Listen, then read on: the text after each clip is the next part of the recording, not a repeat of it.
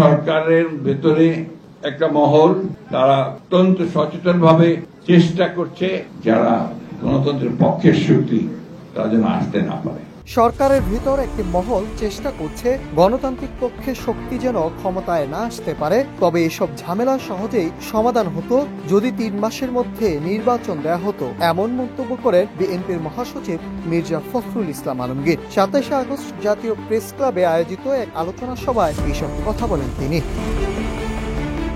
মির্জা ফখরুল বলেন, সরকারের মধ্যে একটি শক্তি গণতন্ত্রের পক্ষের শক্তির বিরুদ্ধে কাজ করছে। গণতন্ত্রের পক্ষের শক্তি ক্ষমতায় আসুক তারা চায় না। 10 মাসের মধ্যে নির্বাচন দিলে আজকের সমস্যাগুলো হতো না। অতি দ্রুত সনদ সংস্কারের কাজ শেষ করুন, জটিলতা না বাড়িয়ে নির্বাচনের ব্যবস্থা করুন, এছাড়া কোনো বিকল্প নেই।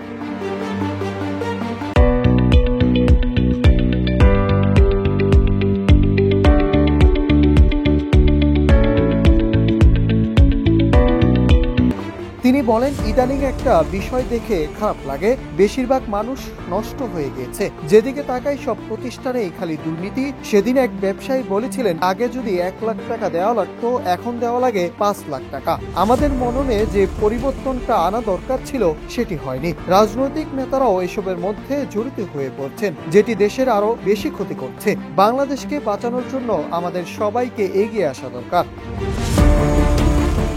তিনি আরো বলেন, 71কে ভুলিয়ে দেওয়ার অনেক প্রচেষ্টা চলছে, কিন্তু তা সম্ভব নয়। কারণ আমরা আমাদের চোখের সামনে ভাইদের গলা কাটতে দেখেছি, মা বোনের ইজ্জত নিতে দেখেছি। যারা সেদিন সহযোগিতা করেছে তারাই আজ বড় বড় কথা বলছে। আমাদের এখন অনেক বেশি সজাগ থাকতে হবে। যদি ভাবি সব ঠিক হয়ে গিয়েছে, তাহলে এটা অনেক বড় ভুল হবে।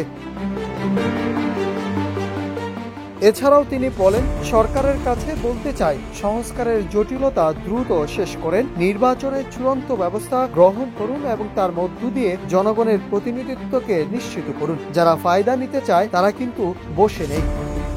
Nahid Hasan, news desk, Ittefaq.